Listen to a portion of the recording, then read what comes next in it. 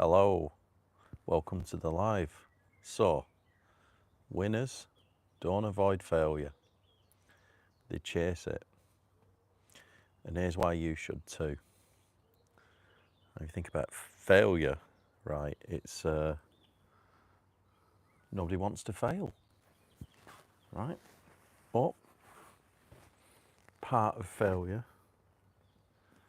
is the lesson and learning to get success. It's almost like built into the model.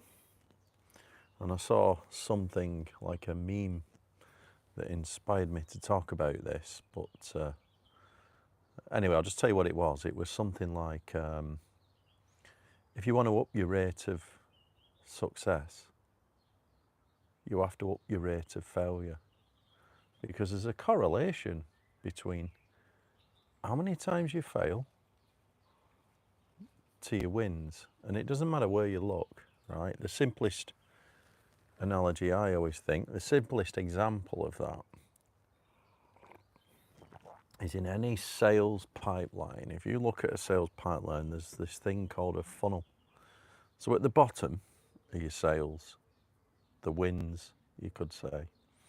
And at the top of the funnel is the vast audience, right? And what happens is people come in at the top, whether you get those that traffic organically or paid, doesn't matter.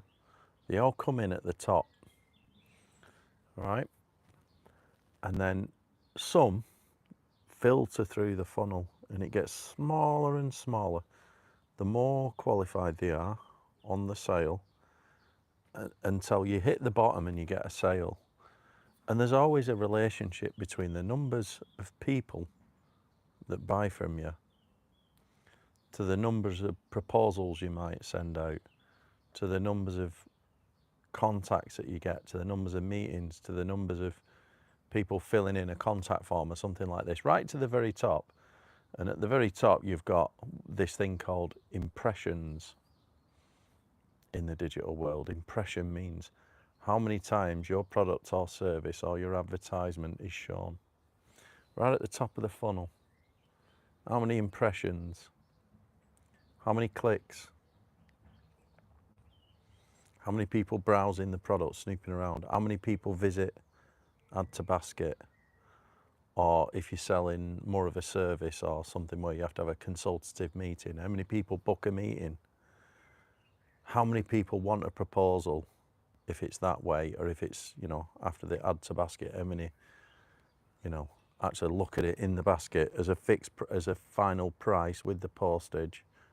And then finally, how many push the button and place an order? So if you think about that, that's one of the most simplest examples of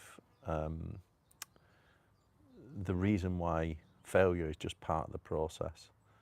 Because, for every sale, let's say you're hitting, I don't know, 10% of people that view. It won't be that, it'll be very, very small. But out of the people that you send a proposal to, maybe 10% will place an order. And after time in business, you sort of learn this, right? You learn those numbers in your pipeline. And I'm just reading something at the minute, this traction. It's Gino Wickman Entrepreneurial Operating System. It's a simplified, I've talked about this in other videos, it's a simplified model for running a business, but he has this concept called a business scorecard, which has these numbers in. And I built one for my new e-commerce business. How many impressions per day or per week? How many clicks do we get from that? How many sales do we get from that? What's the average, the advertising cost of sale? All that kind of thing, right? And then if the numbers are wildly out, you can start to see where the problems are. And it doesn't matter what you do, right? So that's like kind of success in business. Now, the same is true in any kind of area of life when it comes to failures. The number of times you fail will usually far outweigh the number of times you win, right? Normally. If you look at, say, I don't know, like practicing a sport, like you look at any professional sports player.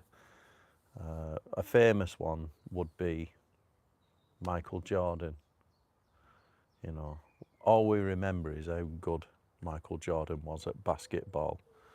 You know, he's like, even look at what he did for Nike and the Jordans and the shoes, and you know, that's what we remember.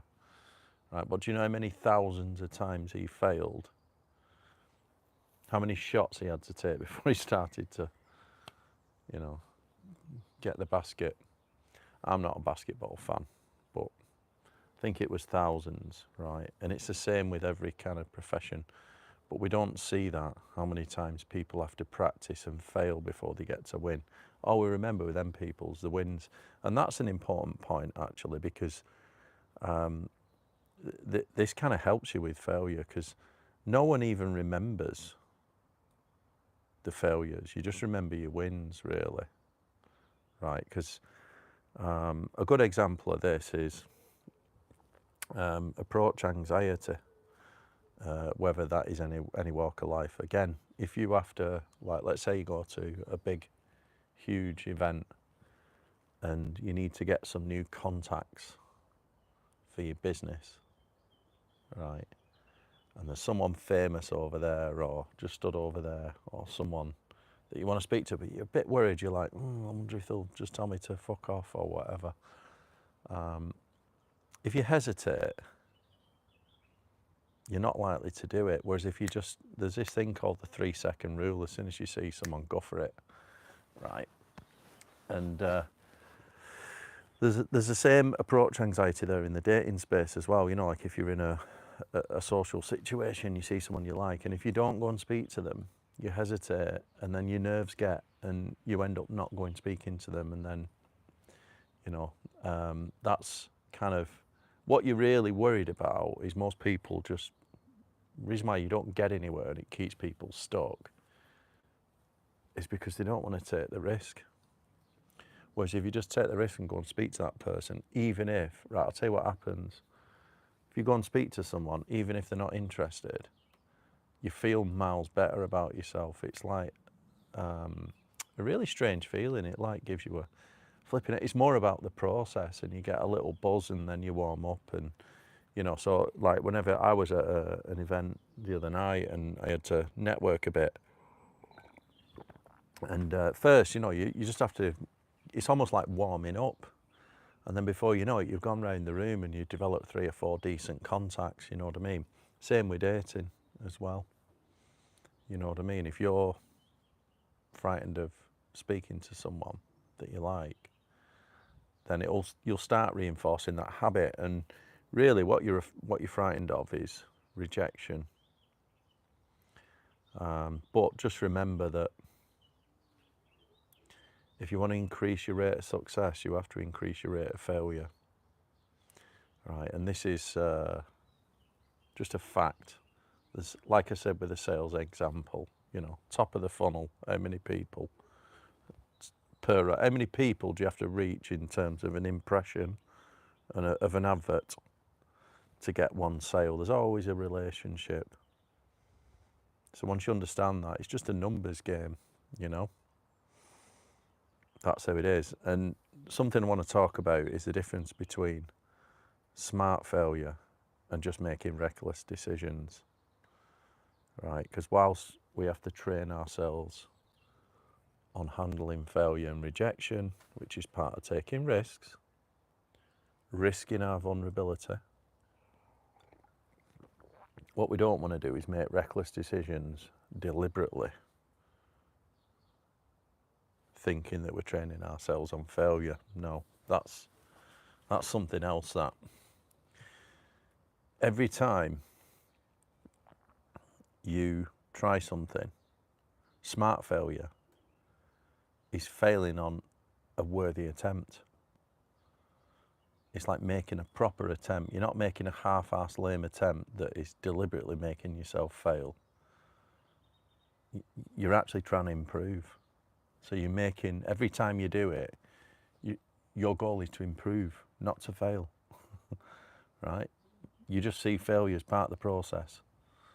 but you're there to improve. So you're making a worthy attempt. You're not just doing it just for, making reckless decisions. It's not like, when you play cards and you just go all in every flipping hand, just blind, just for hell of it like that. That's just reckless. No, you're actually trying to win.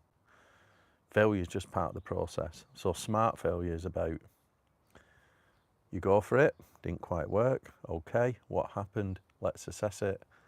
Let's try and improve next time. Remember little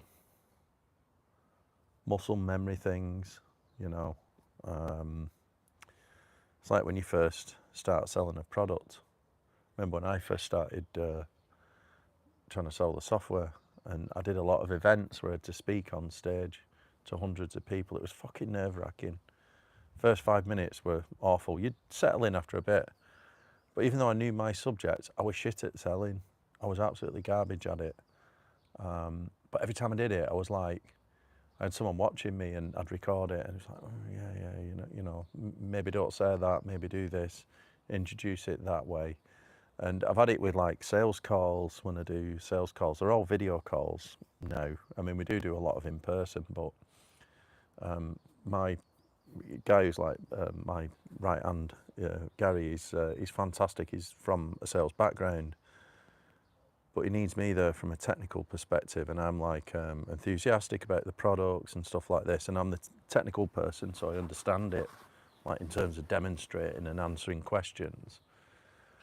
Whereas he's more on the sales side, and between us we have to become polished, and it's took years. He's reminding me, one of the things that I do, when you're super passionate about a product, you tend to overshare. Like you talk too much sometimes, when it's just, I've had to like learn to just let the other person speak, let the prospect speak, and then just nip it. And I'm like, keep going, digging into, and I'll just show you this feature and I'll just show you that. Because I'm really enthusiastic about it. And it took me about 2 years to kill that habit.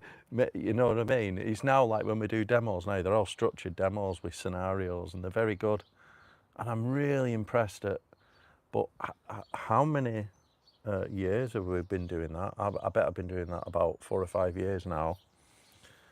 And the difference now compared to, but I just look at all the failures. Now, what I'm doing there, it's like smart failure. I'm looking at it every time. And then Gary's telling me, this is what you're doing. Stop doing that. Let them finish. Make sure there's time for them to speak at the end and questions and all this stuff, rather than just ramming information down the throat because I'm super passionate.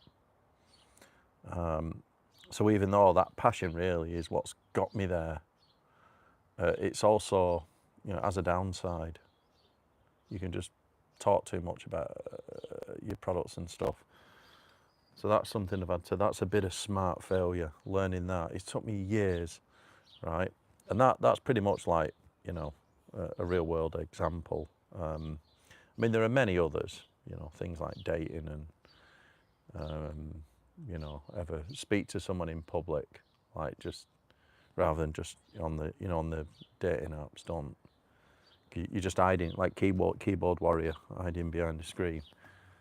How much braver do you have to be just to go and be vulnerable, stick your neck out and go and speak to someone, knowing that there's a damn good chance you'll just get let down, a rejection. But that's part of it, because there's numbers there.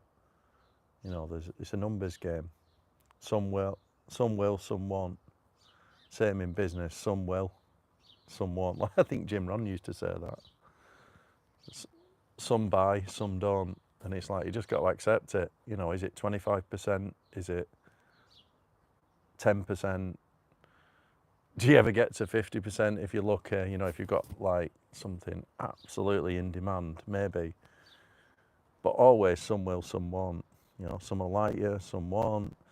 And this is another thing I talked the other day about, polarizing. Sometimes, whenever you try and go for something in life and do something new, you're going to polarize people because you're not sat in your box. So you've got to find who likes you and who doesn't. And who doesn't? It's like, yeah, it's a failure, but it's just part of it because, and the funny thing is, the more people that don't like you, the more chance you have of finding the people that like you. And all you should be counting is the number of people that like you, the number of people that buy from you, the number of people that want to go on a date with you. You forget about all the failures. So that's why, if you want to up your rate of success, you have to up your rate of failures. Yeah, there's a good quote in here I put in. Robin Sharma, you know, the 5 a.m. Club. It's a good book, that. It's a good system. I have a version of it myself. To achieve the results the top 5% of producers have, you must start doing what the 95% of people are unwilling to do. 95% of people won't take the risk through fear of failure. You don't want that to be you. Our lives are very short. Just on taking risks, I have this feeling at the minute. I was talking to Roberto the other day about it. I've got this feeling here. I think it's like in my solar plexus sort of area, where I get this feeling when I'm exposed.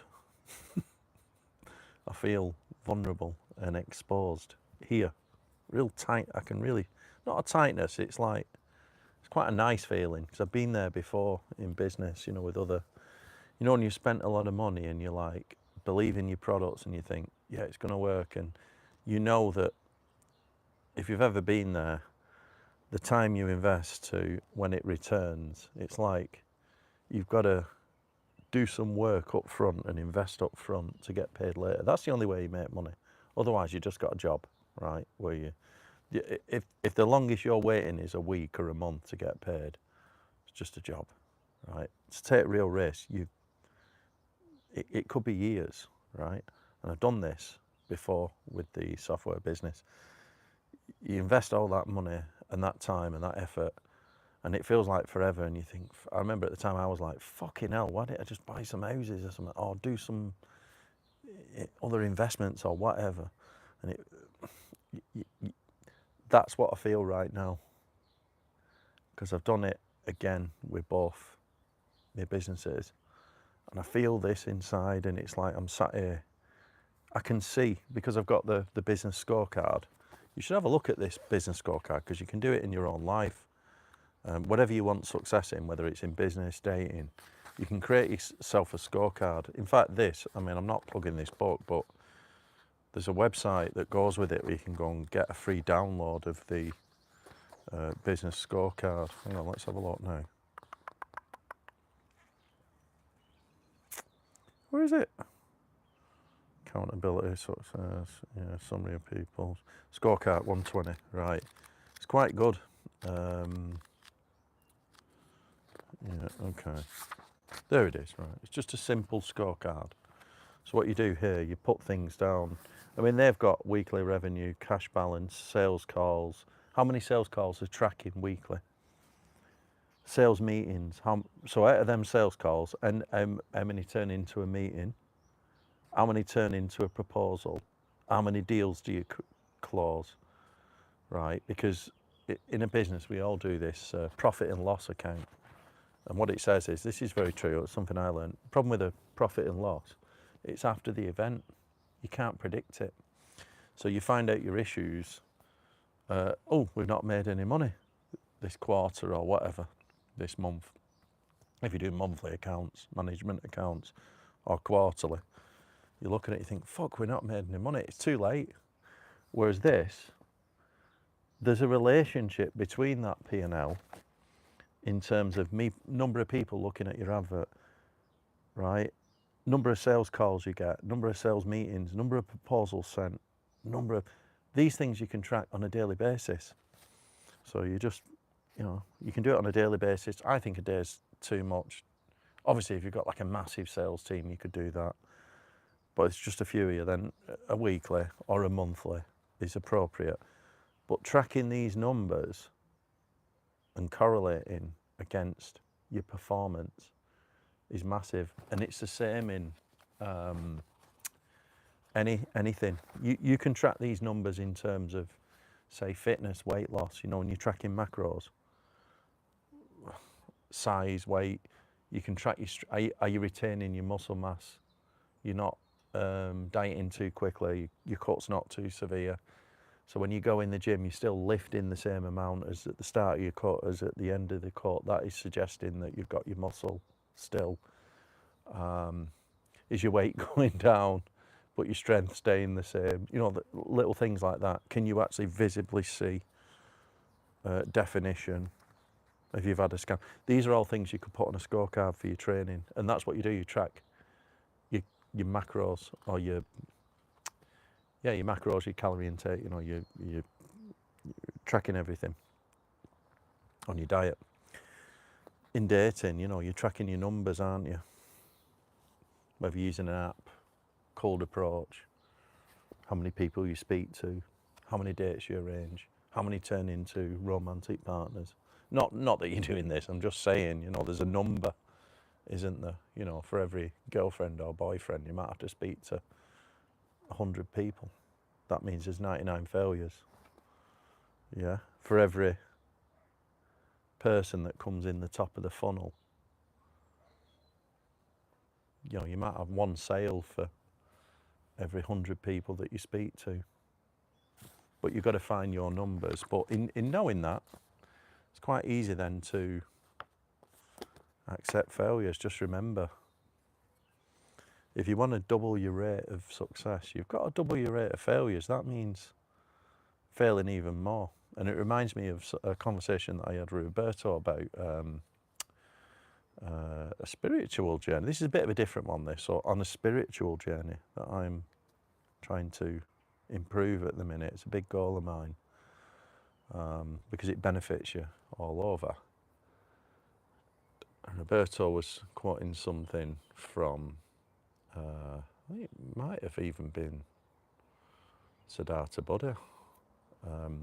But essentially, as you get more higher up in terms of your spiritual journey, you become more higher state of consciousness or more enlightened, whatever term you want to use, right? It doesn't get easier, it gets harder. The journey gets harder. You just become more resilient to dealing with it, just like in speaking to people, reaching out to people. You know, the number of, as you get better, the number of rejections will rise. In the sales, you know, if you think if you get more sales, you're going to get more traffic at the top of the funnel. That's more failures. But all you remember is, oh, we're making more money, we're getting more sales, right? And it really comes down to, you know, is there a fear of failure? Is there a fear there, you know, of taking the risk to be vulnerable and failing? And that's it. It doesn't matter what you look at. So that's the title, Winners Don't Avoid Failure, They Chase It. All right, go and chase it. Right, thanks for listening. I'm going to shoot because a bit more reading to do, and then I've got a few jobs to get onto. Just remember, smart failure is every attempt you're attempting to win, but you're accepting the loss when it doesn't happen and learning from it. You're not just making reckless decisions, right? So remember, smart failure. You're actually trying to improve, all right? Thanks for listening. See you all next time.